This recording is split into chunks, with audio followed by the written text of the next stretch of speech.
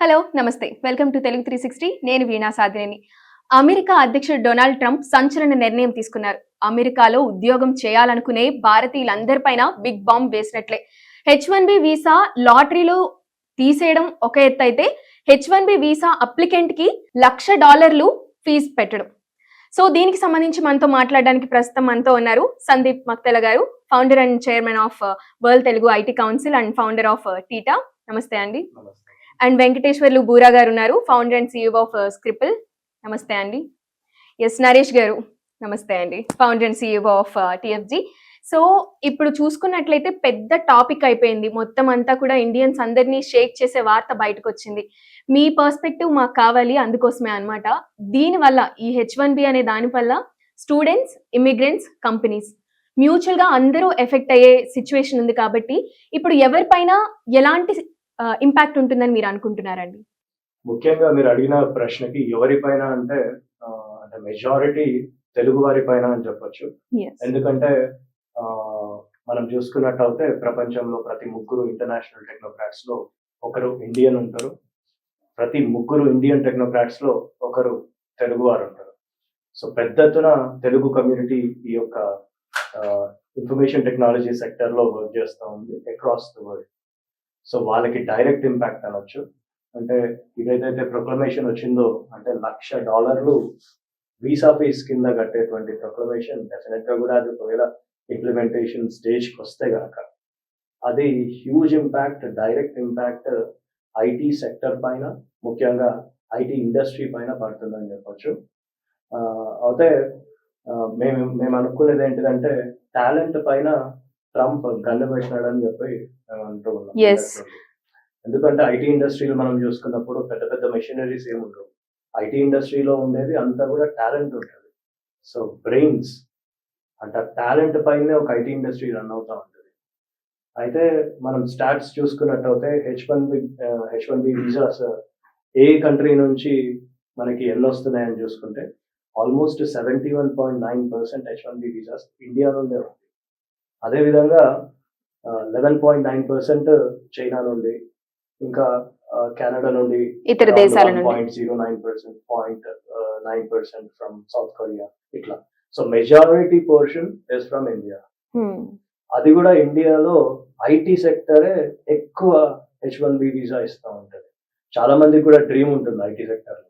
అంటే ఒకటేమో వాళ్ళ పర్క్స్ లో ఒకటి డిఫైన్ చేసేది వాళ్ళ శాలరీ హైక్ అయితే, రెండో విషయం వాళ్ళ రోల్. అంటే నేను మేనేజర్ గా ఉన్నా, నేను సీనియర్ మేనేజర్ గా కావాలి, సీనియర్ మేనేజర్ అయిపోయిన తర్వాత అసోసియేట్ డైరెక్టర్ కావాలి, ఇట్లా రోల్ అంటే వాళ్ళ బ్యాండ్ లెవెల్. మూడో విషయం, అతి ఇంపార్టెంట్ విషయం డిఫైన్ అయ్యేది ఏంటంటే వాళ్ళకు ఉండేటువంటి డ్రీమ్ లో నాకు ఒక ఆన్సైట్ ఆపర్చునిటీ దొరికితే బాగుంటుంది కదా అనుకుంటారు. సో దానిలో ఎక్కువ మంది ఫస్ట్ వరల్డ్ కంట్రీస్ ప్రిఫర్ చేస్తూ ఉంటారు ఆన్సైట్ ఆపర్చునిటీని. బికాస్ మనం కూడా 60 to 65% ఎక్స్పోర్ట్స్ అన్ని కూడా మనం యుఎస్ కి ఇస్తాం. సో అమెరికా డ్రీమ్స్ అన్నది ఆన్సైట్ ఆపర్చునిటీ వెళ్ళి అక్కడ వర్క్ చేయాలి కదా అనేటువంటిది మెజారిటీ ఆఫ్ ఎంప్లాయీస్ లో మనకు కనిపిస్తూ ఉంటుంది. సో వాళ్ళందరికీ ఇది ఒక పెద్ద బ్యాడ్ న్యూస్ అని చెప్పొచ్చు. సో అంటే ఈ $1,00,000 ప్రొక్లమేషన్ అంటే దీనికి అయిపోయింది అని మనం ఇంకా కూడా మనం చెప్పని అవసరం లేదు. అంటే ఆల్రెడీ చెప్పేశారు కదా అని అనుకుంటున్నాం. ఎట్లా అంటే ఈ నెల 21వ తారీఖు వరకే ఎవరైనా ఒకవేళ బయట ఉన్నా కూడా రండి అని చెప్పేసి మెటా లాంటి కంపెనీస్ కానీ, అమెజాన్ లాంటి కంపెనీస్ కానీ ఆల్రెడీ మెయిల్స్ పంపించేశారు.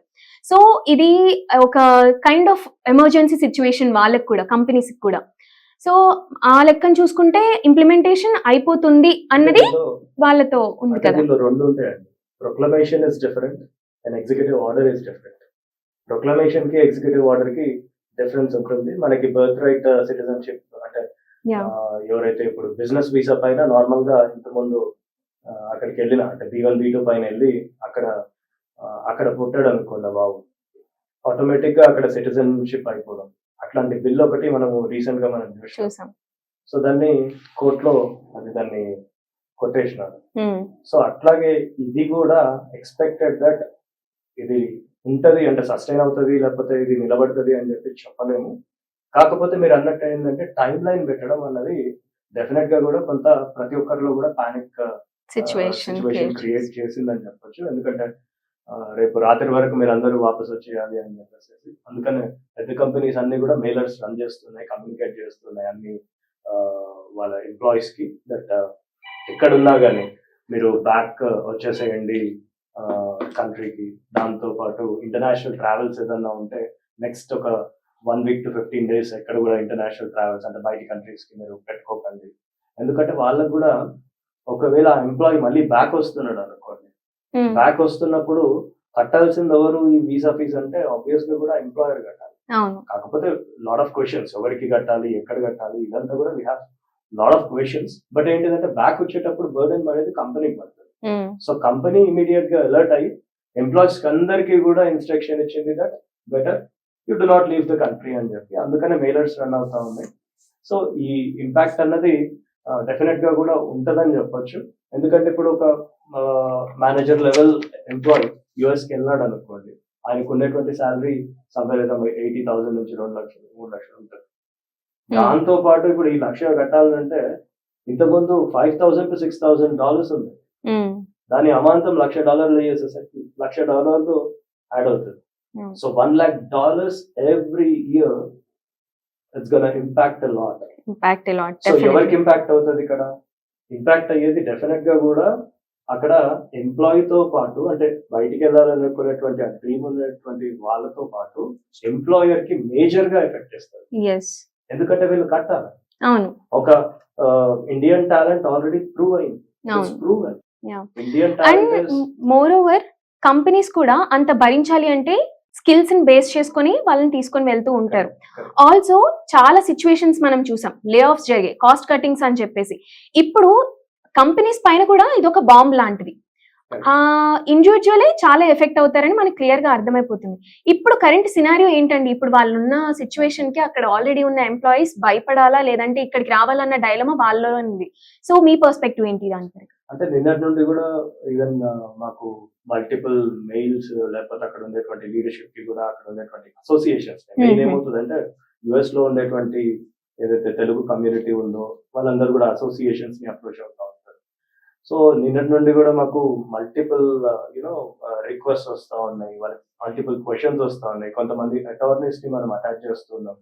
ఈవెన్ అటార్నీస్ కి కూడా అసలు ఏం జరుగుతుంది, అసలు ఆ ప్రొక్లమేషన్ లో అసలు ఏముంది అండ్ ఇన్ డీటెయిల్డ్ రిపోర్ట్ ఎవరి దగ్గర కూడా చెప్పలేని సిచ్యువేషన్. అండ్ దాంతో పాటు టైం ఇచ్చింది వెరీ వెరీ షార్ట్. అవును. సో రాత్రి అంటే 21st నుండి మీకు ఇంప్లిమెంట్ అవుతుంది అంటే అది చాలా పెద్ద ఇంపాక్ట్ అండ్ పానిక్ గురి చేసేటువంటి అవకాశం ఉంది. అండ్ దాంతో పాటు ఒక ఎక్కడ డెమోక్రాటిక్ కంట్రీలో అయినా ఒక సిస్టమ్ ఉంటుంది, అక్కడ కోర్ట్స్ ఉంటాయి, అది నిలబడుతుంది అని మాత్రం మనం ఎక్స్పెక్ట్ చేయడానికి లేదు. దాంతో పాటు ఇండియన్ టాలెంట్ ప్రపంచం మొత్తంలో కూడా చూసుకున్నట్టయితే క్వాలిటీ అవుట్కమ్ ఇచ్చేటువంటి టాలెంట్ ప్రూవ్ అయింది. It's proven. And Indian talent ప్రపంచంలో ఎక్కడ చూసినా కానీ హార్డ్ వర్కింగ్ పీపుల్ అని చెప్పి ఇట్స్ ప్రూవెన్. అందుకనే యుఎస్ లాంటి కంట్రీస్, యుఎస్ అంటే కంట్రీ, అక్కడ ఉండేటువంటి గవర్నమెంట్స్ తీసుకోలేదు వీళ్ళందరినీ, గవర్నమెంట్స్ ఇచ్చింది కానీ రిగ్రెట్ చేసుకుంది ఎవరు? ఒక ప్రైవేట్ లిమిటెడ్ కంపెనీ, అంటే ఒక ప్రైవేట్ కంపెనీ. అక్కడ గవర్నమెంట్ దగ్గర వర్క్ చేస్తలేదు. ఈ 70% అబోవ్ నేను ఏదైతే H1B వీసాస్ రిలీజ్ చేసినారన్నానో గవర్నమెంట్ అప్రూవ్, అంటే గవర్నమెంట్ తీసుకోలేదు రిక్రూట్మెంట్ అంతా, ఒక కంపెనీ రిక్రూట్ చేసుకోలేదు. మైక్రోసాఫ్ట్ లేకపోతే అమెజాన్ ఇట్లాంటి కంపెనీస్ రిక్రూట్ చేసుకున్నాయి. కంపెనీ రిక్రూట్ చేసుకున్నప్పుడు ఆబ్వియస్ గా కూడా వాడు ప్రాఫిట్ కోసమే చూస్తాడు కదా. అంటే ప్రాఫిట్ కోసం చూస్తున్నాడు అంటే ఒక ప్రొడక్టివ్ రిసోర్స్ నే తీసుకోవాలని ట్రై చేస్తాడు కదా. అంటే ఇట్స్ ప్రూవెన్. 72% వాడు ఇస్తున్నాడు అంటేనే, 70% మన వాళ్ళకు ఇష్యూ చేసినాడు అంటేనే it's proven that we have very very good talent, top cream ఉంది అని చెప్పి. మనని ఒకవేళ ఇప్పటిదాకా నేను చెప్పినట్టు టాలెంట్ పైన గన్ను పెట్టినట్టు, ఒకవేళ నిజంగానే టాలెంట్ పైన గన్ను పెడితే అక్కడ ఉండేటువంటి కంపెనీస్ కి పెద్ద ఇంపాక్ట్ ఉంటుంది. మనకు టాలెంట్ ఉంది కాబట్టి ఇక్కడ ఉండేటువంటి ఇండియన్ టాలెంట్ డెఫినెట్ గా కూడా వేరే ఆపర్చునిటీస్, వేరే డెస్టినేషన్స్ చూసుకుంటారు. వేరే destinations we have hell lot of. మొన్ననే అశ్విని వైష్ణవ్ గారు స్టేట్మెంట్ ఇచ్చినారు, we are targeting, we are focusing on African market, we are focusing on middle east market, south east Asian market, European market, ఇవన్నీ open ఉన్నాయి మనకి. ఈ మార్కెట్స్ అన్ని ఉన్నాయి మనకి, దానిపైన మనం ఫోకస్ చేయొచ్చు. చాలా మంది కూడా ఈవెన్ మన వెంకట్ గారు స్ప్రైపుల్ లాంటి కంపెనీస్ కూడా ఈవెన్ వాళ్ళ ఎక్స్పాన్షన్స్ మిడిల్ ఈస్ట్ వైపు చూస్తా ఉన్నాయి, అక్కడ ఎక్స్పాన్షన్స్ వేరే వైపు చూస్తా ఉన్నాయి. సో అట్లాంటప్పుడు మనకేంటంటే we have other options as well. Okay, we should ultimate గా లాంగ్ టర్మ్ లో అయితే వాళ్ళకే ఇంపాక్ట్ ఇస్తుంది అవును. అనేటువంటిది డెఫినెట్ గా కూడా ఆలోచన. సో వెంకటేశ్వర్ గారు మీరు చెప్పండి, స్ప్రైపిల్ అనే కంపెనీ ఇప్పుడు ఇక్కడ నుంచే జరుగుతుంది, ఆపరేషన్స్ కూడా ఇక్కడ నుంచి జరుగుతున్నాయని చెప్పుకోవచ్చు.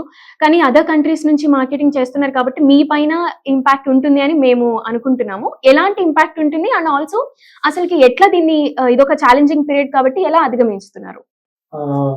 ఇక్కడ టెక్నాలజీ కంపెనీస్ ఎంప్లాయీ రిటెన్షన్ కి చూసినప్పుడు one of the important thing that will tell them is onsite opportunity. Okay, so అది మేము 25 years నుంచి ఐటీలో వర్క్ చేస్తున్నాము. మేము జాయిన్ అయినప్పుడు కూడా మాకు ఫస్ట్ అలానే ఆన్సైట్ ఆపర్చునిటీ ఉంటుంది అనేది మేజర్ ఇంట్రెస్ట్. సో అలానే ఇప్పటికి కూడా అది మేజర్ ఇంట్రెస్ట్ అలానే.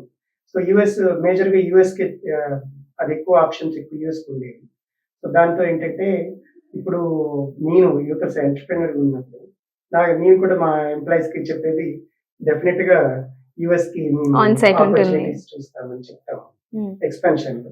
సో తర్వాత మాకు మార్కెటింగ్ కి మేజర్ గా వచ్చేసేసి యుఎస్ లొకేషన్ నేను చూస్తాం, వరల్డ్ వైడ్ ఎక్స్పాన్షన్ చేస్తాం, అది ఆప్షన్, అది అలా చూస్తుంటాం. కానీ ఇప్పుడు దీంతో వచ్చేసరికి ఏమవుతుందంటే మనం డిప్లాయ్ చేయాలి అంటే మన ప్రొడక్ట్ తెలిసిన ఎంప్లాయీస్ డిప్లాయ్ చేయాలి అంటే it's going to B challenge.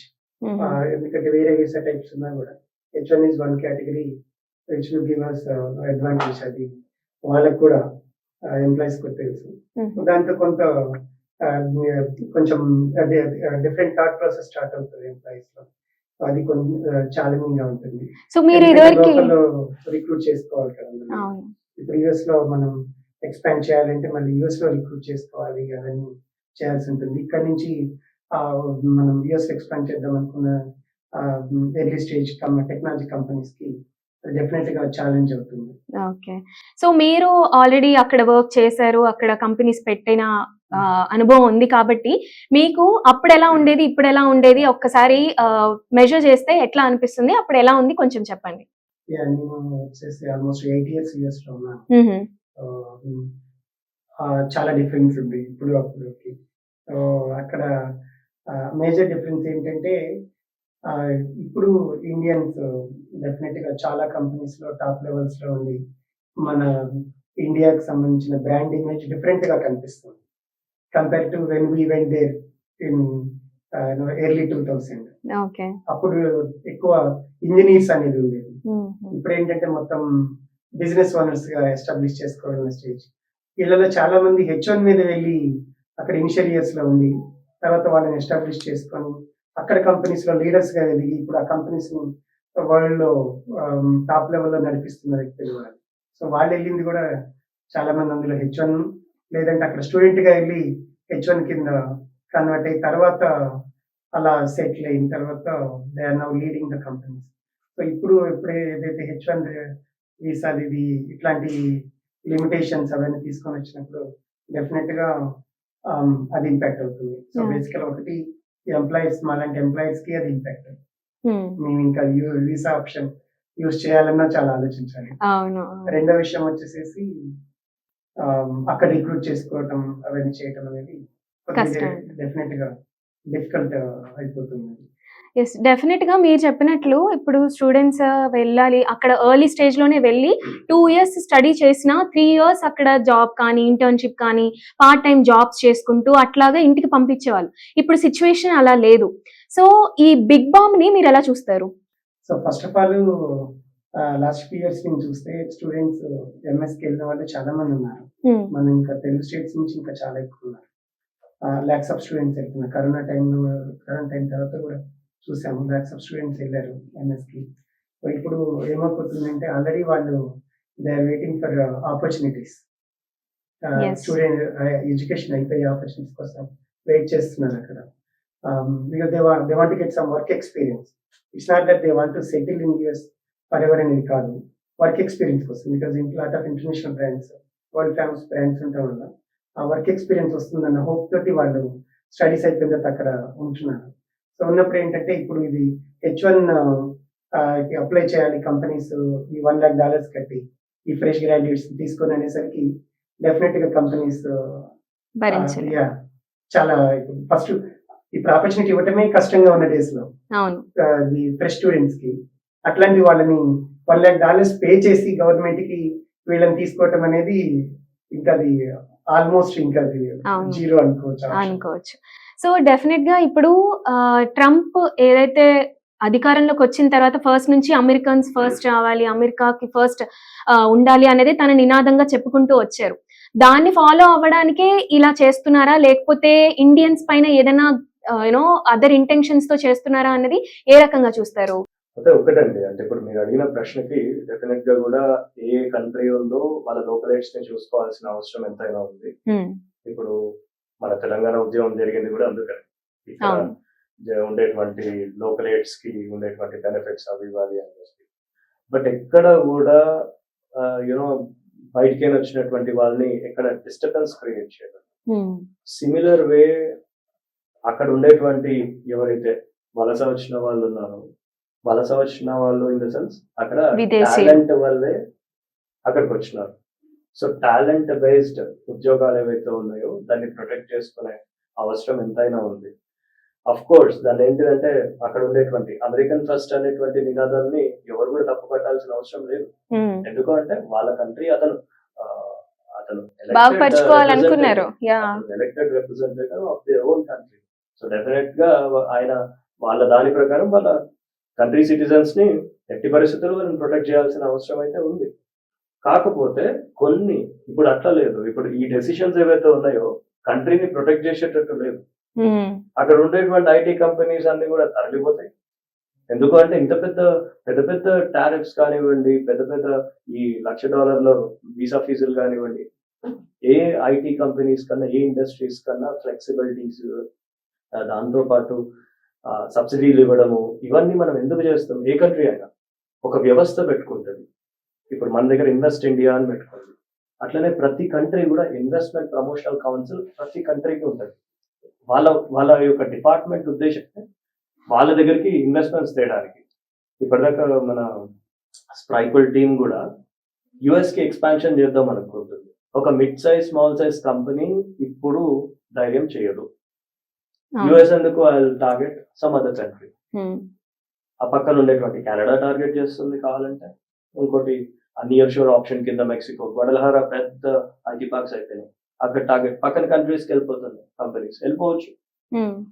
So ముందు పెట్టేది అయితే ఛాన్స్ లేదు. అయితే వాళ్ళ యొక్క కంట్రీ సిటిజన్స్ కి సంబంధించి అమెరికన్ ఫస్ట్ ఆర్ఎల్స్ ఆ సిటిజన్స్ కి ప్రొటెక్ట్ చేయడం మంచిదే.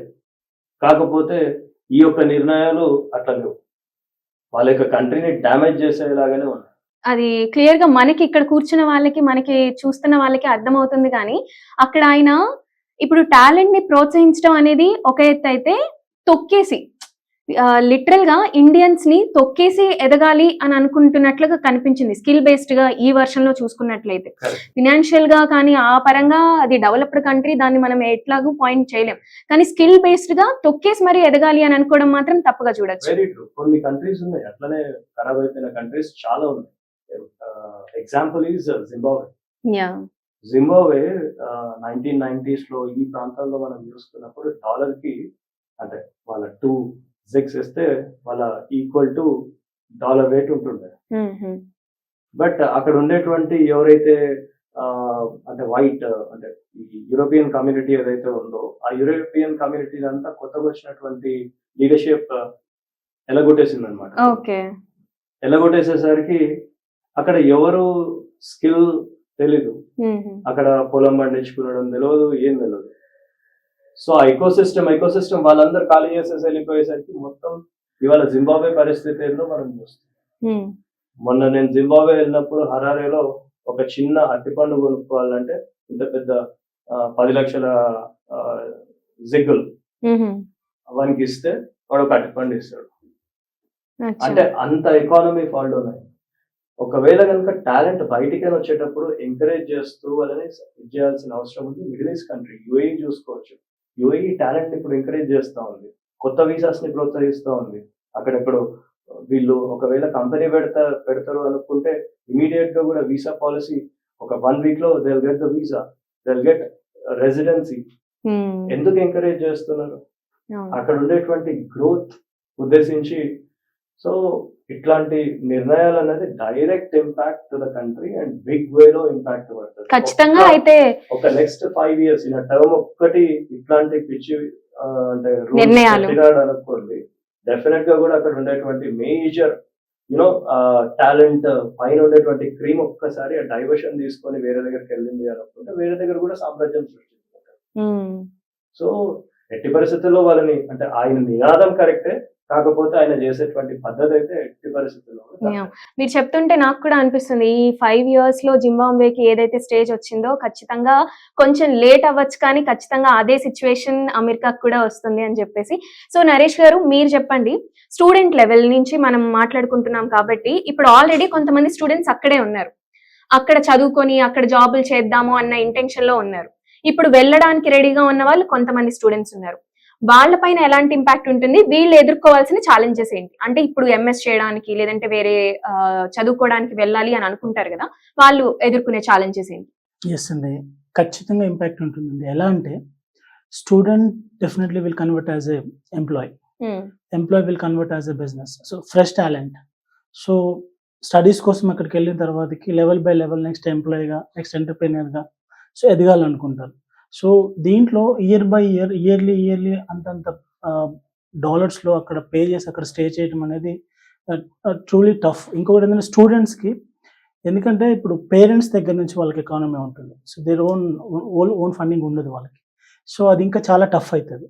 నెక్స్ట్ ఇంకొకటి యాక్చువల్లీ స్టూడెంట్స్ కూడా నెక్స్ట్ యూనివర్సిటీస్లో కాలేజెస్లో కూడా ఒక లేటెస్ట్ ట్రెండ్ వచ్చేసేయాలి. Actually instead of going other countries looking to అక్కడ ఆ కంట్రీస్లో అక్కడ ఏదో మనం చేసేయాలి, అక్కడ ఎడ్యుకేషన్ సిస్టమ్ బాగుంది, అక్కడ చాలా మంచి కెరీర్ని గెయిన్ చేయొచ్చు అన్న పాయింట్ కాకుండా ఇండియాకి ఏమైనా మనం చేయగలుగుతామా అన్నది స్టూడెంట్స్ కూడా ఆలోచిస్తే చాలా బాగుంటుంది.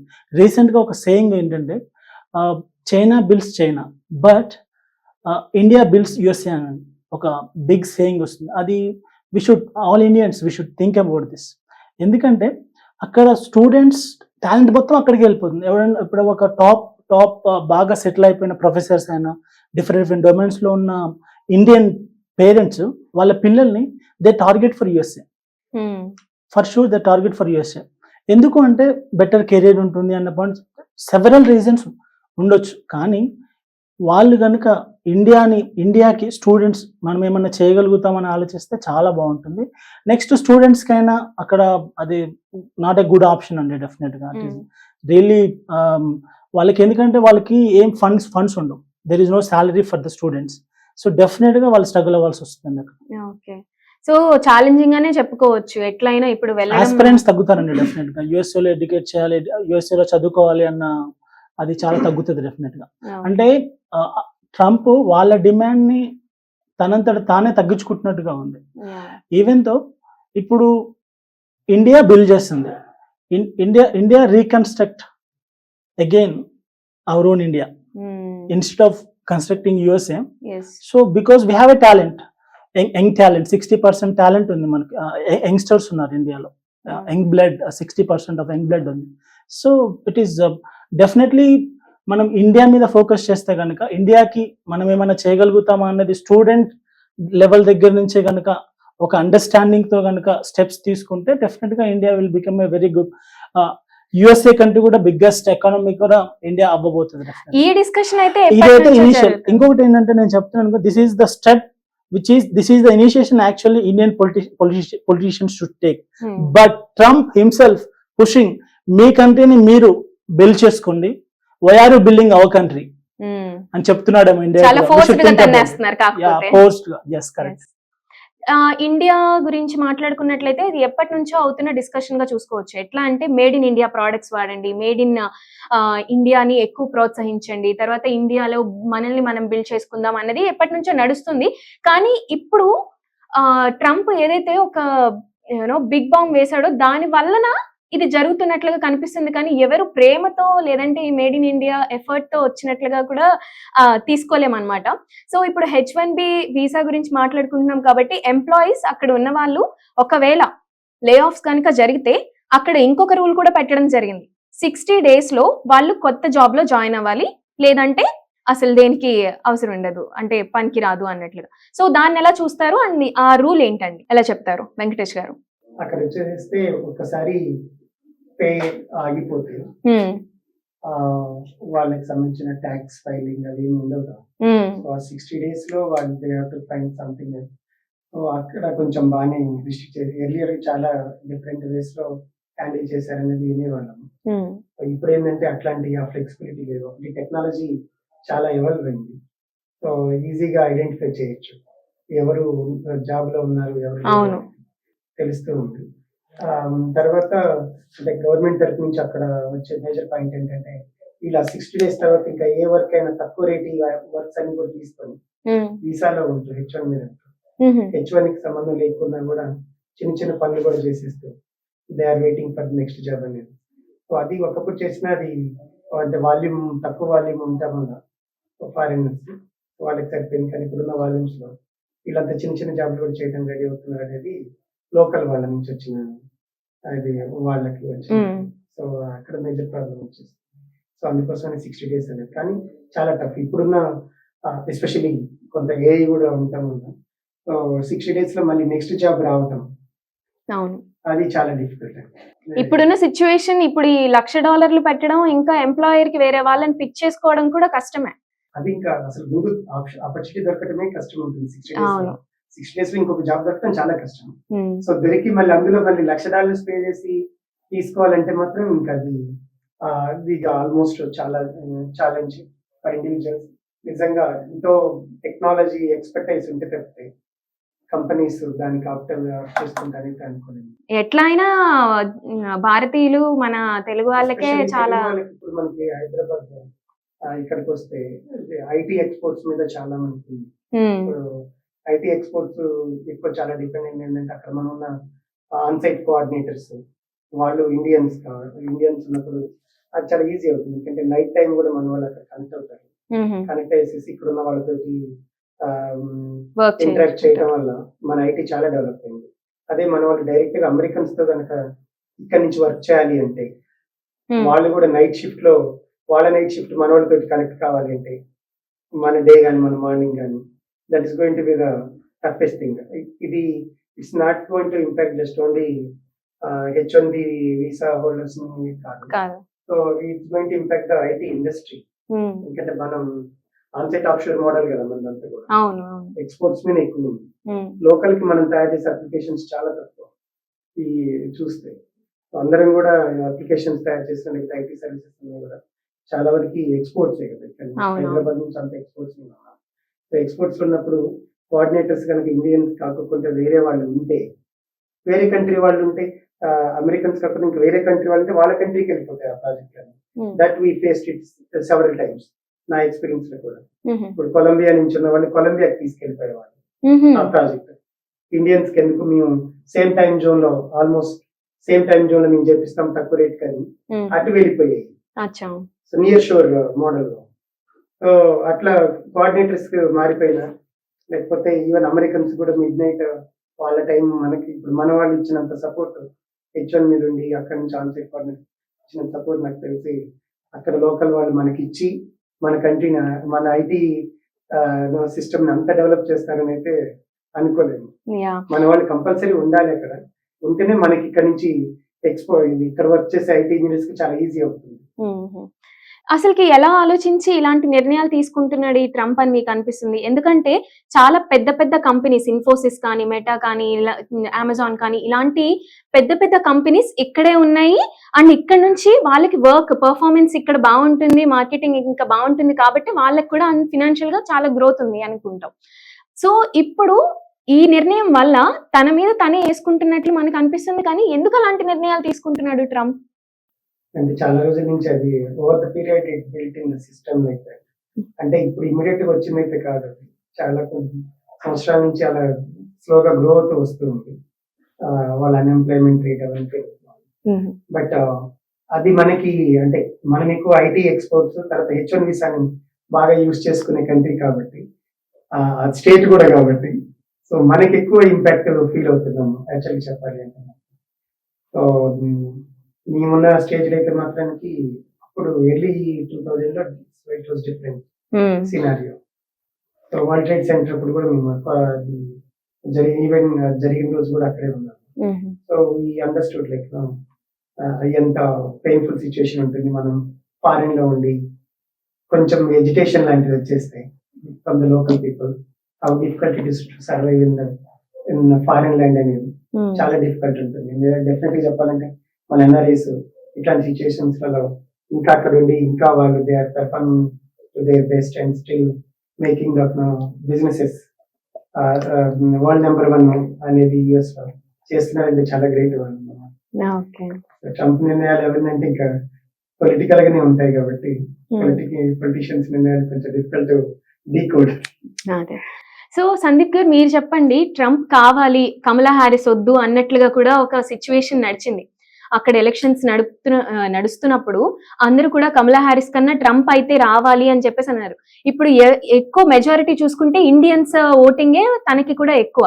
అది తెలిసి కూడా ట్రంప్ కావాలని తొక్కి ఇలా చేస్తున్నాడా, లేదంటే ఇండియన్స్ కావాలని ఎంకరేజ్ చేశారా? ఏంటి ఇక్కడ ఏం జరుగుతుంది? అంటే వేరియస్ రీజన్స్ అండి. మనం సిరీస్ ఆఫ్ రీజన్స్ మనం తీసుకున్నట్లయితే ఒకటేమో రష్యాకి సంబంధించినటువంటి అక్కడ మనము ఇది రిలేషన్షిప్ కొంత స్ట్రాంగ్ రష్యాతో పెట్టుకోవడము, అక్కడ నుండి మనము ఆయిల్ ని ఇంపోర్ట్ చేసుకోవడం మొదలు పెట్టుకొని అండ్ అది మేజర్ రీజన్ అని నేను అనుకుంటాను. But at the same time ఇంకోటి రిలేషన్షిప్ మళ్ళీ ఇంకా కూడా స్ట్రెంథన్ చేసుకునే దానికి నెక్స్ట్ వీక్ ఇప్పుడు బయలేటరల్ కూడా ఇండియా అండ్ యుఎస్ చేస్తా ఉంది. హోప్ఫుల్లీ యూనో ట్రంప్ కూడా నాకు తెలిసి వాళ్ళ వ్యవస్థకు కూడా పర్ఫెక్ట్ ఐడియా ఉంది.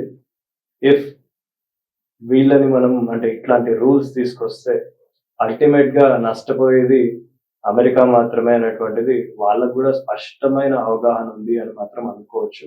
ఎందుకంటే సరే ఎంతవరకు కవింపు చేస్తున్నాడో అది ఇంకా కూడా చేయొచ్చు, వాళ్ళ దగ్గర ఆ యొక్క కెపాసిటీ ఉంది.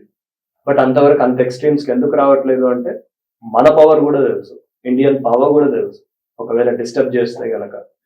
సో ఆబ్వియస్ గా కూడా నేను అనుకునేది ఏంటంటే రష్యాకి సంబంధించినటువంటి ఆ రిలేషన్స్ లో మనని కొంత ఇది చేస్తున్నాడని అనుకోవచ్చు. దాంతో పాటు మీరు లాస్ట్ నరేంద్ర మోడీ గారు కూడా ఆయనకి సెకండ్ టర్మ్ లో సపోర్ట్ డైరెక్ట్ సపోర్ట్ ఇది చేసినారు. అక్కడికి వాళ్ళ క్యాంపెయిన్స్ లోకి వెళ్ళేసేసి అబ్కీ బార్ ట్రంప్ సర్కార్ అని అట్లాంటి స్టేట్మెంట్స్ కానివ్వండి అవంతా ఎంకరేజింగ్ గా అంటే అక్కడ ఉండేటువంటి ఓటింగ్ ఇండియన్ ఓటర్స్ ని కొంత తన వైపు తిప్పుకునే విధంగా ట్రంప్. అవును, సో డెఫినెట్ గా ఆ ఇష్యూస్ అని నేను అనుకుంటున్నా. బట్ లాంగ్ టర్మ్ లో వాస్తవానికి సరే ఆ రిలేషన్ మళ్ళీ మంచిగా అయినా చెడుగా అయినా కానీ ఎట్టి పరిస్థితుల్లో ఇట్లాంటి డెసిషన్ లాంగ్ టర్మ్ లో వాళ్ళకి నిలబడదు. అవును. సో ఇప్పుడు H1B వీసా అంటే ఓన్లీ ఎంప్లాయీ మాత్రమే బాధపడడం లేదు, తనని నమ్ముకుని వచ్చిన వాళ్ళ ఫ్యామిలీ పైన కూడా ఖచ్చితంగా భారం ఉంటుంది. చాలా ఫిజికల్ గా కానీ ఎమోషనల్ గా ఫినాన్షియల్ గా చాలా భారం ఉంటుంది. H1B వెళ్ళిన వాళ్ళు భార్య పిల్లలకైతే H4 ఇస్తూ ఉంటారు. సో ఇప్పుడు వాళ్ళకి ఎలాంటి ఇదిగా ఉంటుందండి? అంటే మీరు ఆల్రెడీ ఎక్స్పీరియన్స్, మీరు అక్కడ చూసారు సిచ్యువేషన్స్, అక్కడ ఉన్నారు కాబట్టి మీకు తెలిసిన వాళ్ళు. ఆబ్వియస్ గా అంటే ఇప్పుడు నార్మల్ గా నిన్న జరిగిన సిచ్యువేషన్, ఇప్పుడు ఒక family they decided to travel, రేపు ట్రావెల్ డేట్ ఉంది అంటే ఇవాళ నైట్ అంటే వాళ్ళ పొద్దున వాళ్ళ ట్రావెల్ డేట్ ఉంది. సో ప్రతి ఒక్కరికి వాళ్ళు ఇంటర్నేషనల్ ట్రావెల్ వేసుకోవాలి అనుకుంటే కనుక ఆల్మోస్ట్ కొంతమంది 6 months, కొంతమంది 1 year నుండి ఆ ప్లానింగ్ చేసుకుంటా ఉంటారు. 15 days వెళ్తా, నేను 20 days వెళ్తా, సెప్టెంబర్ లో వెళ్తాను అని చెప్పి. సో అట్లాంటి వాళ్ళకి ఆ family all of a sudden లేదు మీరు వెళ్ళొద్దు, వెళ్తే కనుక మళ్ళీ బ్యాక్ వచ్చేటప్పుడు ఏదైనా ఇబ్బంది అవుతే కనుక మీరు ఆగిపోవాల్సి వస్తుంది. అది కూడా ఎన్నో సంవత్సరాల నుంచి ఉన్న వాళ్ళు. సో అట్లాంటి వాళ్ళకి డెఫినెట్ గా కూడా ఇంపాక్ట్ ఉంటుంది. అంటే వాళ్ళకొక్కరికే కాదు, ఆబ్వియస్ గా కూడా వాళ్ళ డిపెండెంట్స్ కి కూడా పెద్ద ఎత్తున అది ఇంపాక్ట్ అని చెప్పొచ్చు. ఎందుకంటే వాళ్ళ స్కూల్స్ అక్కడే చదువుకుంటా ఉంటారు.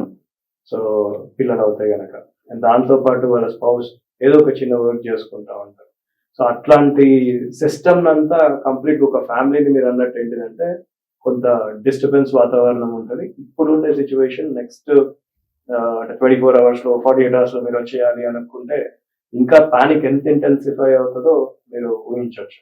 సో అట్లాంటి పానిక్ సిచ్యువేషన్ లో డెఫినెట్ గా కూడా ఈ ఐటీ కమ్యూనిటీ, ముఖ్యంగా H1 హోల్డర్స్ అండ్ ఇక్కడ మెయిన్ బ్యాక్ వచ్చి ఇక్కడ వెకేషన్ గడుపుతున్న వాళ్ళు ఇవాళ అవును ఫ్లైట్ రేట్స్ చూసుకుంటే కూడా కంప్లీట్ స్పైక్ అయినాయి. అవును సడన్ ఇది అయిపోయి హైక్ అయిపోయింది. టూ మచ్ స్పైక్ అయింది. సో అట్లా అక్కడికి వెళ్ళిన తర్వాత ఏంటి పరిస్థితి అనేటువంటిది అందరు కూడా క్వశ్చన్ నాకు ఉంది. సో అంటే ఒక 1 week అవుతాయి కానీ ఒక 1 week తర్వాత అది ప్రొక్లమేషన్ అండ్ ఎగ్జిక్యూటివ్ ఆర్డర్ ఇవన్నీ కూడా వేరుగా చూడాల్సిన అవసరం అయితే ఉంది. అట్ ద సేమ్ టైం ఈ డ్యూరేషన్ అన్నది ఇంకా కూడా కొంత క్లారిటీ అయితే అక్కడ ఉండేటువంటి అటర్నీస్ కి క్లారిటీ లేదు. ఒకవేళ నిజమైతే అనేటువంటి డిస్కషన్స్ ఇంకా కూడా జరుగుతుంది. బై ఎనీ ఛాన్స్ మీకు అనిపిస్తుందా ఇప్పుడు ప్రొక్లమేషన్ అయితే చేశారు కానీ ఎగ్జిక్యూట్ చేయడానికి ఆలోచిస్తారు, అలా చేయరు అని మీకేమన్నా అనిపిస్తుందా? ఎట్టి పరిస్థితుల్లో ఎందుకు అంటే అది అసలు ఎందుకంటే లాంగ్ టర్మ్ సస్టైన్ కావాలంటే అక్కడ ఉండేటువంటి కంపెనీస్ సపోర్ట్ చేయాలి. అక్కడ కంప్లీట్ వాళ్ళ ఎకో సిస్టమ్, వాళ్ళ రెవెన్యూ అంతా డిస్టర్బ్ అవుతుంది అంటే వాళ్ళు ఎందుకు సపోర్ట్ చేస్తారు? అండ్ వాళ్ళ దగ్గర రియలిస్టిక్ గా టాలెంట్ ఉందా? సరే టాలెంట్ ఉంది, కొన్ని రోజులు నడిపిద్దాము అనేటువంటి ఆలోచన అంటే ఓవర్ ఇప్పుడు మనకి బయటికి వెళ్ళిన వాళ్ళు ఉంటారో చాలా మంది కూడా ఆన్ సైట్ ఆపర్చునిటీ వచ్చేది ఒక 100 మంది ఉంటే ఒకటికి వస్తుంది. దానికి లాట్ ఆఫ్ స్క్రీనింగ్ ప్రాసెస్ ఉంటుంది. లేదా తక్కువ మంది 100 లో పలానా వెంకట్ గారిని పంపిద్దాం, సందీప్ గారిని పంపిద్దాం అని పంపించేశారు. లాట్ ఆఫ్ స్క్రీనింగ్ ప్రాసెస్, ఆ స్క్రీనింగ్ ప్రాసెస్ చేసి ఫిల్టర్ అయిన తర్వాత వాళ్ళు పైనకి వెళ్తారు. అంటే అక్కడ ఉన్నదంతా కూడా క్రిటికల్ రిసోర్సెస్ అక్కడ ఉంటారు. సో వాళ్ళని ఆ కంపెనీ ఇమీడియట్ ఒక్క రోజులో తీసేసేయండి, మీరు రాకండి, లేకపోతే ఇది చేయండి, సర్వీసెస్ క్లోజ్ చేసేయండి అంటే దట్ ఈస్ ఏ కంపెనీ చేయలేదు. సో చేయకుండా అడిషనల్ బర్డెన్ వాళ్ళకి $1,00,000 పడుతుంది. సో పడినప్పుడు వాడి పెయిన్ ఎవరికి వస్తుంది? ఇప్పుడు కంపెనీకి పెయిన్ వస్తుంది, అక్కడ ఉండేటువంటి కంపెనీకి, అక్కడ ఉండేటువంటి ఆర్గనైజేషన్స్ కి పెయిన్ వస్తుంది. ఇమీడియట్ గా గవర్నమెంట్ వాళ్ళు క్వశ్చన్ చేస్తారు. సో ఇది లాంగ్ టర్మ్ లో సస్టైన్ అవుతుంది అని మాత్రం మనం ఎక్స్పెక్ట్ చేయడానికి లేదు. ఎట్టి పరిస్థితుల్లో we are confident that it's going to change. ఎట్టి పరిస్థితుల్లో ఈ $1,00,000 కట్టించుకోవాలి వీసా ఫీజు కోసం $1,00,000 అనేది ఇంపాసిబుల్ అని చెప్పవచ్చు. ఓకే, సో మీరు వరల్డ్ తెలుగు ఐటీ కౌన్సిల్ గా H1B వీసా సిస్టమ్ లో చేంజెస్ వల్ల చాలా మంది ఇండియన్ ప్రొఫెషనల్స్ బాధపడుతున్నారు, అది మనకి తెలిసింది. దీనివల్ల భారతదేశంలో ఐటీ కంపెనీస్ కానీ ఎక్కువ రావడం, లేదంటే అక్కడ నుంచి మైగ్రెంట్స్ ఇక్కడికి వచ్చేస్తారు. అంటే మైగ్రెంట్స్ అంటే మన వాళ్ళు, కాకపోతే అక్కడికి వెళ్ళిన వాళ్ళు మళ్ళీ తిరిగి వచ్చే ఛాన్స్ ఉందంటారా? డెఫినెట్ గా అండి. ఆల్రెడీ ఇప్పుడు ఆయన పెట్టేటువంటి ట్రంప్ వచ్చినప్పటి నుండి టారిఫ్స్ కానివ్వండి, ఇట్లాంటి ఈ రూల్స్ వల్ల రివర్స్ మైగ్రేషన్ కావచ్చు, అంటే reverse migration in the sense to India మళ్ళీ వాపస్ వచ్చేయడము, లేదంటే వేరే డెస్టినేషన్స్ ని చూస్ చేసుకోవడం. నేను లైవ్ గా చూస్తున్నాను lot of case studies reverse migration వైపు ఇక్కడికి వచ్చి వాళ్ళు ఎస్టాబ్లిష్ చేసుకొని వాళ్ళ బిజినెస్ ఇంకో రకంగా ఎస్టాబ్లిష్ చేసుకొని, ఎందుకంటే ఇండియా స్టేబుల్ అయింది ఎకానమీ అండ్ ఇక్కడ మార్కెట్ అని ప్రతి ఒక్కరికి కూడా తెలుసు. సో పెద్ద సర్వీస్ బేస్డ్ కంపెనీస్ అన్ని కూడా ఇండియాకి వచ్చేటువంటి పరిస్థితి లేదు అనుకుంటే మిగతా వేరే డెస్టినేషన్స్ కూడా చూసుకుంటాం. వేరే డెస్టినేషన్స్ లో ఆబ్వియస్ గా కూడా ఆయన వేరే వాళ్ళకి ఇంకొకరికి ఛాన్స్ ఇస్తున్నారు. ఇప్పటిదాకా మీరు చెప్తా ఉన్నారు అంటే ఇండియన్స్ ని మళ్ళీ యూనో ఒక కసి నింపుతున్నది థ్యాంక్స్ టు ట్రంప్. మళ్ళీ ఇండియన్స్ లో ఒక కసి నింపుతున్నాడు. సో ఇక్కడికి వచ్చిన తర్వాత ఇంకా కూడా పెద్ద ఎత్తున మనకు కూడా అంటే ఆ చేంజ్ అనేది ఇంతకుముందు అంతా కూడా మన టాలెంట్ ఈజీగా వెళ్ళిపోయింది. ఇప్పుడు మేము కొన్ని ఐటీస్ కి కానీ కొన్ని కాలేజెస్ కి విజిట్ చేస్తున్నప్పుడు అక్కడ కనిపిస్తా ఉంది మాకు ఆ మార్పు. బట్ ఇక్కడే మనము వేరే వాళ్ళు హై ప్యాకేజెస్ ఉన్నా కానీ ఇక్కడే మనం ఒక ప్రోడక్ట్ బిల్డ్ చేద్దాం. రీసెంట్ గా మేము ఐఐటి హైదరాబాద్ కి మొన్న వెళ్ళుంది. ప్రొఫెసర్ అజిత్ గారు అని ఉన్నారు. సో ఆయన కెనడా నుండి రివర్స్ మైగ్రేషన్ ఇక్కడికి వచ్చినాడు. ఇక్కడ ఉండేటువంటి వాళ్ళ స్టూడెంట్ కమ్యూనిటీకి కూడా బయట ఆపర్చునిటీ దొరికింది. టిఎస్ఎంసి, ఆర్మ్ ఇట్లాంటి పెద్ద కంపెనీస్ ఆపర్చునిటీస్ ఇస్తే వాళ్ళు వాళ్ళని వద్దని చెప్పి ఇక్కడే ఉంటూ మొన్న ఒక సెమీ కండక్టర్ పైన వాళ్ళు AI బేస్డ్ చిప్ తీసినారు. So it's gonna impact huge. అంటే అట్లాంటి వాళ్ళ ఆలోచన విధానం కూడా చేంజ్ అయిందని చెప్పొచ్చు. ఆ కసి నింపిన క్రెడిట్ ట్రంప్ గారికి ఇవ్వాలి. ఆ ఒక్క క్రెడిట్ మాత్రమే ఖచ్చితంగా ఒప్పుకుంటాను నేను కూడా. సో మీరు చెప్పండి నరేష్ గారు, H1B వీసా లాటరీలో ఉద్యోగులు పొందకపోతే అసలు అక్కడున్న కంపెనీస్ వాళ్ళకున్న స్కిల్స్ తో ఎలా నిర్వహిస్తాయి, అసలుకి ఎలా సస్టైన్ అవుతాయని మీరు అనుకుంటున్నారు? డెఫినెట్ గా దే నీడ్ ఇండియా అండి. అక్కడ ఉన్న కంపెనీస్ అమెరికన్స్ డెఫినెట్ గా సస్టైన్ అవ్వాలి అన్న ఇంత ఫేస్ లో ఇంత ఇంత ఇంత సక్సెస్ఫుల్ రేషియో వాళ్ళు మెయింటైన్ చేయాలి అంటే 72% H1B వీసాస్ ఉన్నాయి ఇండియాకి. They have already committed, that is proven. అంటే డెఫినెట్ గా వాళ్ళ డిపెండెన్సీ ఇండియానే ఉంటుంది, ఇంకా వేరే అదర్ కంట్రీస్ తో ఆప్షన్ లేదు. అంటే ఆఫ్ షోర్ సిస్టమ్ కూడా ఉంది కదండి, ఆఫ్ షోర్ టీమ్స్ వాడకాన్ని కానీ అలాగా ఏమన్నా చేయబోతుంటారా అని మీకు ఏమైనా అనిపిస్తుంది? ఆఫ్ షోర్ టీమ్స్ చేసినా కానీ డెఫినెట్ గా దానికంటే కూడా అక్కడ అంటే ఆఫ్ షోర్ కి ఆన్ షోర్ కి చాలా డిఫరెన్స్ ఉంటుందండి. ఎఫెక్టివ్నెస్, ఆ ప్రొడక్టివిటీ కూడా చాలా డిఫరెన్స్ ఉంటుంది. డెఫినెట్ గా ఇది రీకాల్ తీసుకుంటారు డెఫినెట్ గా. ట్రంప్ ఏ ఇనిషియేషన్ అయితే తీసుకున్నారో he will think it again. And Americans నుంచి కూడా వాళ్ళకి విత్ ఇన్ ద పార్టీ నుంచి కూడా తనకి ప్రెజర్ వచ్చే ఛాన్స్ ఉంటుంది. బికాస్ వెల్ ఎస్టాబ్లిష్మెంట్ అనేది డెఫినెట్ గా ఇండియా త్రూనే వాళ్ళకి అయింది. వాళ్ళకి వాళ్ళ సక్సెస్ లో ఇండియన్స్ ది చాలా ఎఫెక్ట్ ఉంది. సో అంత ఈజీగా ఇండియన్స్ ని వెళ్ళిపోమనే అంత ఈజ్ అయితే ఎనీ పొలిటికల్ పర్సన్ అమెరికన్స్ లో లేదు డెఫినెట్ గా. అది హోప్ఫుల్లీ వాళ్ళు ఆ కాల్ ని డెఫినెట్ గా వాళ్ళు రివర్ట్ బ్యాక్ చేసుకుంటారు అని నేను అనుకుంటున్నాను. Hopefully yeah. సో వెంకటేష్ గారు మీరు చెప్పండి, ఇప్పుడు ఇంటర్నేషనల్ టాలెంట్ ని గనక వాళ్ళు అట్రాక్ట్ చేయడానికి ఆల్టర్నేట్ వీసా ప్రాసెస్ ఏమన్నా అవసరం ఉంటుందా, లేదంటే ఇంకేంతేనా? అంటే ఎవ్రీడే ఒక న్యూ మోడల్ తో వస్తున్నారు కాబట్టి ప్రెసిడెంట్ గారు రూల్స్. సో డెఫినెట్ గా ట్రంప్ ఏదో ఉండి ఉంటుంది yes దీని తర్వాత next. So even I'm thinking like ఉంటుందంటారా? ఆల్టర్నేట్ వీసా ప్రాసెస్ ఏమైనా చేసే ఛాన్స్ ఉంటుందంటారు? మొన్ననే గ్రీన్ కార్డ్ బదులు గోల్డెన్ కార్డ్ అని అవును, గోల్డ్ కార్డ్ అని తీసుకొచ్చాడు. సో ఈ ప్లేస్ లో ఇంకేదో కొత్తది తీసుకొస్తారు. ఉండడానికి ఛాన్సెస్ ఉంటాయి. Okay okay. Definitely ఉంటుంది. ట్రంప్ మొండివాడు, ట్రంప్ మాట విననివాడు. సో ఆ విషయం తెలిసి కూడా మనం ఇంకా ఎక్స్పెక్ట్ చేస్తున్నాము అంటే మనం పాజిటివ్ గా ఆలోచిస్తున్నామని అనుకోవాలా, లేదంటే హోప్ఫుల్లీ అది జరిగితే బాగుంటుంది అని అనుకోవాలా సందీప్ గారు? అంటే ఒకటి మేడం, మొండివాడు అన్నది డెఫినెట్ గా కూడా అది మంచి పదం అనుకోవచ్చు. ఎందుకంటే లీడర్షిప్ లో మొండితనం అన్నది which is very good thing. ఒకటి ఏదైనా డెసిషన్ తీసుకున్నప్పుడు stick on to that word చేయడం మంచితనమే. కాకపోతే అక్కడ చూస్తుంటే మొండితనం లాగా లేదు. కొన్ని విషయాలు ఎట్లున్నాయంటే పైశాచికత్వం, పిచ్చోడి చేతిలో రాయి అంటాం కదా. అవును. సో అట్లా అక్కడ ఉండేటువంటి వాళ్ళు ఆల్రెడీ అక్కడ ఉండేటువంటి సిటిజన్స్ దగ్గర నుంచి వ్యతిరేకత లాట్ ఆఫ్ ఇట్లాంటి రూల్స్ లలో వస్తుంది. మొండితనం కన్నా కానీ పిచ్చోడి చేతిలో రాయి అని చెప్పడం కరెక్ట్ వర్డ్ అని మనం అనుకోవచ్చు. అవును. సో ఇప్పుడు ఈ కంపెనీస్ ఇవంతా ఎఫెక్ట్ అవుతున్నాయి, ఇవన్నీ అక్కడున్న కంపెనీస్ కూడా ఎఫెక్ట్ అవుతున్నాయి కాబట్టి హైరింగ్ స్ట్రాటజీ ఏమన్నా చేంజ్ అయ్యే ఛాన్స్ ఉందంటారా? ఆబ్వియస్ గా కూడా ఇట్లాంటి రూల్స్ ఒకవేళ కనుక లాంగ్ టర్మ్ ఉంటే హైరింగ్ స్ట్రాటజీస్ అనేవి డెఫినెట్ గా చేంజ్ అవుతాయి. ఇంకోటి మనం గమనించుకోవాల్సింది ఏంటంటే ఇప్పుడు పాండమిక్ తర్వాత నుండి నార్మల్ గా మనం చూసినట్టు అయితే 2020 నుండి వర్క్ ఫ్రమ్ హోమ్ కల్చర్ ఎప్పుడైతే చూసినామో అంటే జియోగ్రాఫికల్ లొకేషన్ ఎక్కడున్నా కానీ మనం సపోర్ట్ ఇవ్వచ్చు. మెయిన్ ఐటీ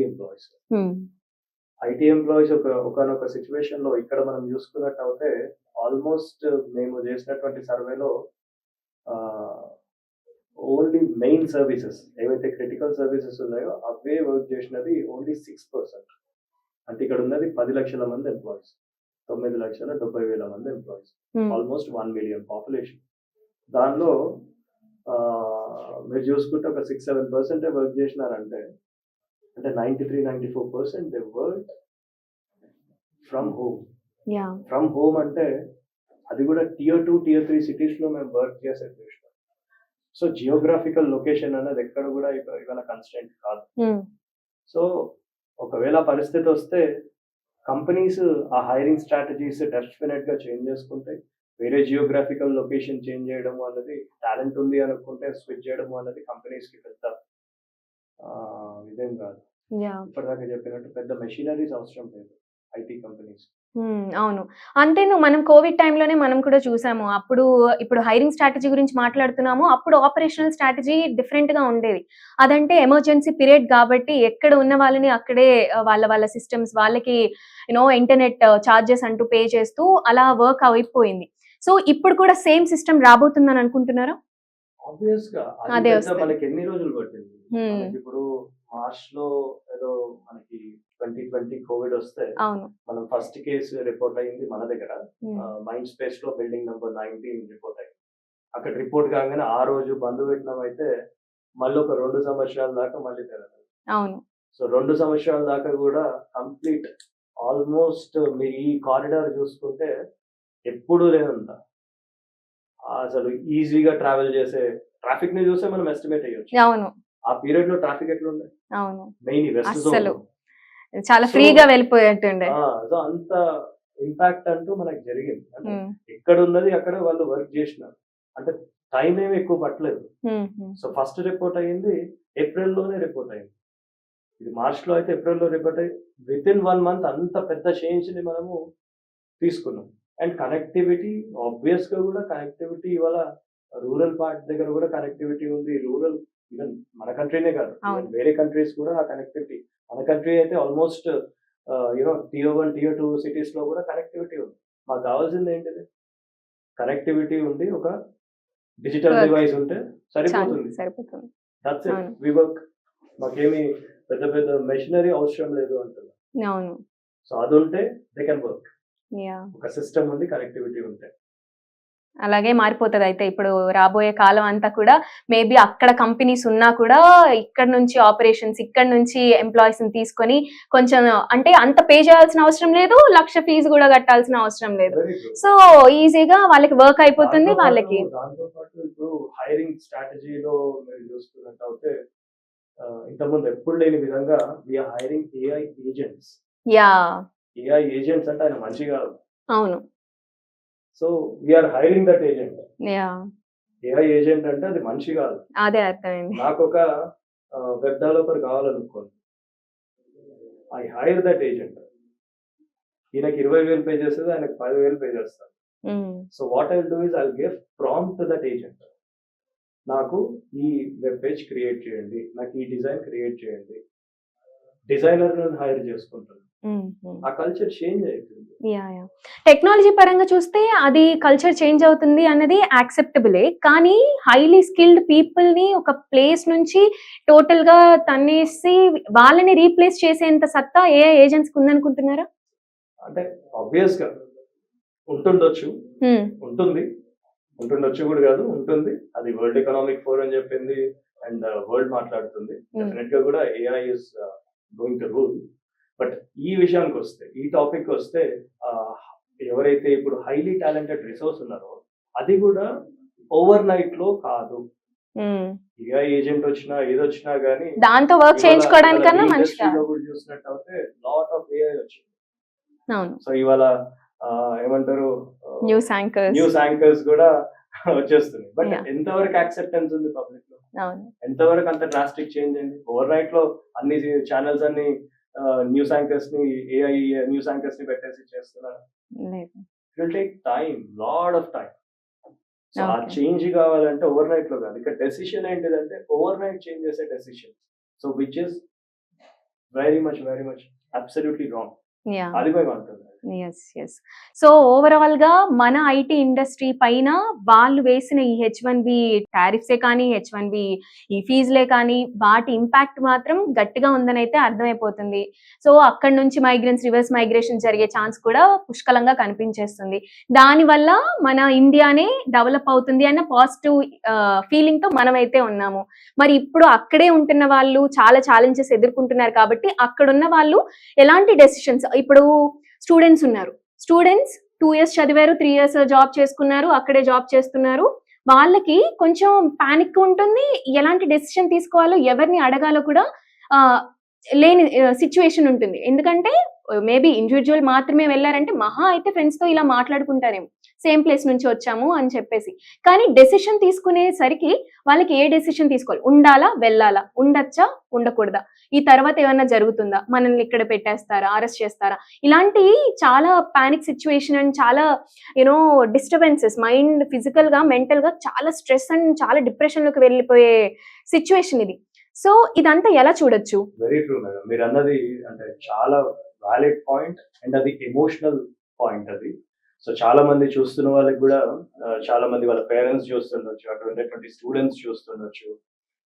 ఇక్కడ నుంచి ఎన్నో కళలు, దాంతో పాటు ఇక్కడ పొలాలు అమ్మేస్తారు, లేకపోతే ఎంతనో ఖర్చు పెట్టేస్తారు, తీసుకుపోయి అక్కడ పంపిస్తూ ఉంటారు. కొన్ని సిచ్యువేషన్స్ ఏంటిదంటే గవర్నమెంట్స్ కూడా మనకి స్కీమ్ కూడా ఉంది, ఒక 20 lakhs బయట కంట్రీస్కి వెళ్తే 20 lakh NRIకి సంబంధించి వాళ్ళు ఇస్తా ఉంటారు. చాలా మందికి వాళ్ళు రాలేదు పైసలు, ఇక్కడ అప్పులు చేసేసుకున్నారు, బయటికి వెళ్ళినారు. అక్కడికి వెళ్ళిన వాళ్ళు ఇమీడియట్ గా సెకండ్ ఆప్షన్స్ వెళ్ళినప్పటి నుండి చూసుకునే అవసరం ఉండే. సరే ఇప్పుడు కూడా ఏంటిదంటే సెకండ్ ఆప్షన్స్ చూసుకునేటువంటి ప్రయత్నం ఇమీడియట్ చేయాల్సిన అవసరం ఉంది. అలా మీరు చెప్పండి, ఏమన్నా కంట్రీస్ ఏమన్నా స్పెసిఫిక్ గా ఏమన్నా? ముఖ్యంగా అంటే ఒకవేళ నిజంగానే ఇంకా వాళ్ళకి చాలా మంది పిచ్చి ఉంటది, ఏంటిదంటే నేను అవుట్ ఆఫ్ కంట్రీలో వేరే కంట్రీ కూడా కాదు, నేను US లోనే ఉండాలనుకుంటాను. సో అట్లాంటి టార్గెట్స్ ఉంటే గనక బెటర్ పక్కన ఉండేటువంటి ఇమీడియట్ గా వచ్చేటువంటి PR, పక్కన కెనడా PR కొంత తొందరగా వస్తుంది. అక్కడ నుంచి వాళ్ళు ఇక్కడికి వెళ్ళినట్టు అయితే ఈవెన్ E2 వీసా అని చెప్పి అక్కడ కొంత వాళ్ళకి రిలాక్సేషన్ ఉండేటువంటి అవకాశం ఉంది. దాంతో పాటు ఇంకా మెయిన్ గా ఒకటి ఇది స్కిల్ పైనే ఓవెన్ వీసా అని ఇంకోటి ఉంటుంది. ఆ వీసా ఏంటిదంటే అడిషనల్ గా వాళ్ళు పర్ఫార్మెన్స్ చూపెట్టాలి, అడిషనల్ స్కిల్ ఉండాలి వాళ్ళ దగ్గర. Even dancing professional, singing professional, వాళ్ళకి అవుట్ స్టాండింగ్ పర్ఫార్మెన్స్ వాళ్ళకి ఆర్టిస్టే కాదు, ఈవెన్ స్కిల్ మా సైడ్ కూడా టెక్నాలజీ పరంగా వాళ్ళు హైయెస్ట్ లెవెల్లో స్కిల్ ఉంటుంది. అంటే ఎవరికి లేని స్కిల్ వాళ్ళకి ఉండడం. ఇప్పుడు ఎగ్జాంపుల్ AI తీసుకుంటే AI లో వాళ్ళకి హైయెస్ట్ లెవెల్లో నార్మల్ గా వాళ్ళకి ఒక స్కిల్ ఉండడం. అట్లాంటి కేసెస్, అట్లాంటి వీసాస్ కూడా వాళ్ళు ఎక్స్ప్లోర్ చేయాల్సిన అవసరం ఉంది. అండ్ అల్టిమేట్ గా ఏంటిదంటే ఇక్కడ ఉండే పేరెంట్స్ కానీ అక్కడ ఉండేటువంటి వాళ్ళు కానీ పానిక్ అవ్వాల్సిన అవసరం లేదు. ఒక ఫస్ట్ వరల్డ్ కంట్రీకి వెళ్ళినారు, ఫస్ట్ వరల్డ్ కంట్రీకి వెళ్ళి అక్కడ ఉండేటువంటి ఎకో సిస్టమ్ చూసినారు, lot of experience you got. ఒక బయట కంట్రీ చాలా మంది, ఇక్కడ ఉండేటువంటి కంట్రీలో ఉండేటువంటి వాళ్ళు చాలా మంది అసలు బయట దేశమే పోలేదు, ఒక్క కంట్రీ కూడా చూడని వాళ్ళు ఉన్నారు. అట్లాంటిది ఫస్ట్ వరల్డ్ కంట్రీకి మీరు వెళ్ళినారు, సో పానిక్ అవ్వాల్సిన అవసరం లేదు. ఫస్ట్ వరల్డ్ కంట్రీ చూసేసి వచ్చినాము, బ్యాక్ రండి. ఇక్కడ కూడా చాలా మందికి కూడా మీ ఎక్స్పీరియన్స్ అవసరం ఉంది, ఎందుకంటే అక్కడ ఎకో సిస్టమ్ కి 60 to 65% అక్కడ ఉండే వాళ్ళకి సపోర్ట్ చేస్తూ ఉన్నారు.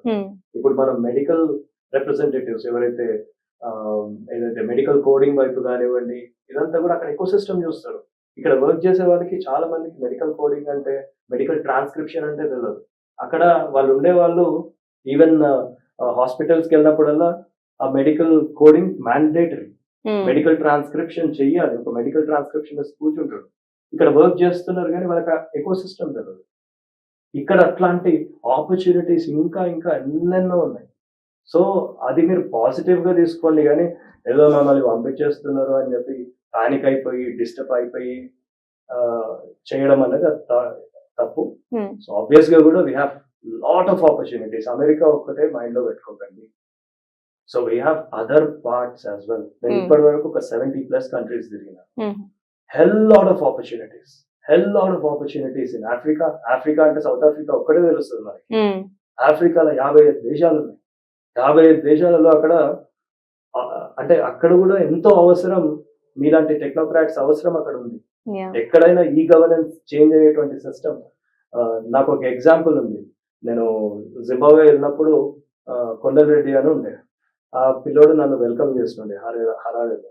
వాళ్ళు బోర్లు వేస్తారు, అంటే మెజారిటీ ఆఫ్ యూనో ఇక్కడ నుంచి వెళ్ళే వాళ్ళు, నల్గొండ నుండి వెళ్ళే వాళ్ళు అందరూ కూడా అక్కడ మన బోర్లు వేసే వాళ్ళందరూ మన తెలుగు వాళ్ళే ఉంటారు.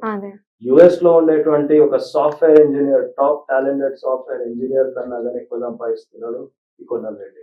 ఆయన 12th ఫెయిల్ అయిన మనిషి అయి ఉండొచ్చు, ఉండాలి. కానీ స్కిల్ ఆ, talent వేరే దగ్గర ఆపర్చునిటీస్ ఎన్నో ఉన్నాయి opportunities. అవి తెలుసుకోవాలి సో ఫస్ట్. వాటిపైన ఫోకస్ చేయండి. ఒకవేళ బయట కంట్రీనే డ్రీమ్ అనుకుంటే అట్లాంటివి చేయండి.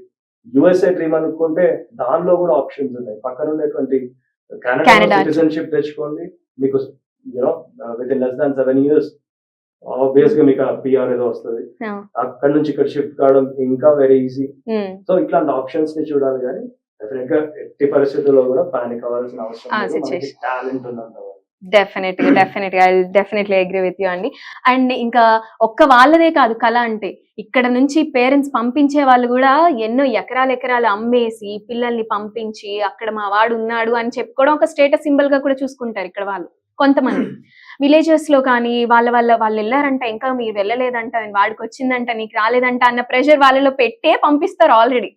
ఇప్పుడు అక్కడ నుంచి ఆ ప్రెషర్ ఎక్కువయ్యేసరికి ఇప్పుడు ఇటు రిటర్న్ అయితే వాళ్ళకే మంచిదని అనుకోవచ్చు. సో మీరు చెప్పండి నరేష్ గారు, ఇక ముందు మరి పెరుగుతుందా తగ్గుతుందా, అసలు వెళ్ళొద్దా, ఇక్కడే ఉంటే మంచిదా? ఫైనల్ నోట్ గా. డెఫినెట్ గా ఇక్కడే ఉంటే మంచిదండి.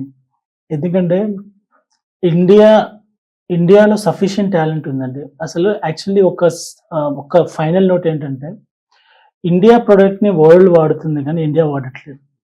ఆ ప్రొడక్ట్ ఏంటంటే young blood. So India blood ని ఇండియా వాడితే India made, so make in India అని వచ్చింది కదా, మేడ్ ఇన్ ఇండియా అని వచ్చింది కదా. సో ఆ టాలెంట్ ఏదైతే ఉందో ఇండియాది, యాక్చువల్లీ ఇండియా వాడట్లేదు, అదర్ కంట్రీస్ అన్ని వాడుతున్నాయి. స్టిల్ ఆ కంట్రీ కాకపోతే వేరే ఆప్షన్ చూసుకోండి, ఆ ఆప్షన్ చూసుకోండి అంటున్నారు. కానీ సో ఇక్కడ ఆ టాలెంట్ ని ఎంతవరకు ఇండియాకి యూటిలైజ్ చేసుకునే ఛాన్స్ ఏదైనా ఉందని, అలాంటి ఒక మెకానిజం, ఒక సిస్టమ్, ఒక డ్రైవింగ్ ఫోర్స్ అనేది ఒకటి అలా బిల్డ్ అయితే బాగుంటుందండి నా opinion. Okay, thank you so much అండి. ఈరోజు అంటే చాలా మంచి ఇన్పుట్స్ ఇచ్చే సెషన్ అయిందని నేను అనుకుంటున్నాను. దీనివల్ల ఎంతో మందికి వాళ్ళ డౌట్స్ కానీ వాళ్ళకి ఇంకా ఎలాంటి ఆపర్చునిటీస్ ఉన్నాయి అని కూడా మీ ద్వారా తెలిసినందుకు థ్యాంక్ యూ సో మచ్ అండి. థ్యాంక్ యూ అండి. Thank you.